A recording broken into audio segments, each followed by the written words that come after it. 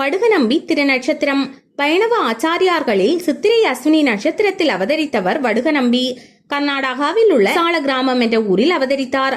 ஸ்ரீரங்கத்தை விட்டு மேல்நாடு எனப்படும் திரு நாராயணபுரத்திற்கு ராமானுஜர் சென்ற பொழுது அவருடைய சீடரான முதலியாண்டான் மூலம் ராமானுஜருக்கு சீடரான இவருக்கு ஆந்திரபூர்ணர் என்ற பெயர்.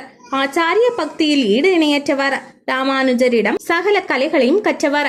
எல்லோரும் ஸ்ரீரங்கம் பெருமாளுக்கு திருவாராதனம் செய்யும் பொழுது வடுகநம்பிகள் ராமானுஜரின் திருவடி நிலைக்கு திருவாராதனம் செய்வார்.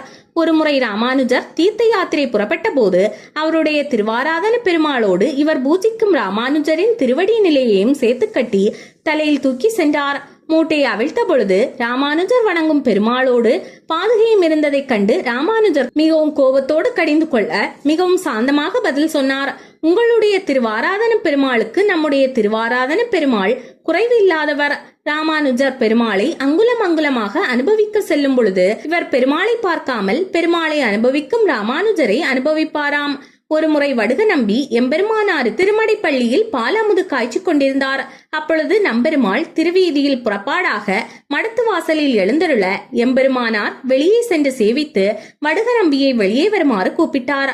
அப்பொழுது நம்பியோ வெளியே வராமல் உள்ளிருந்தபடியே, அடியேன் உம் பெருமாளை காண வெளியே வந்தேன் என்றால் எம்பெருமாளின் பால் பொங்கிவிடும். ஆதலால் அடியேன் வெளியே வர முடியாது என்று கூறும்படியான ஆசாரிய நிஷ்டையுடன் திகழ்ந்தார்.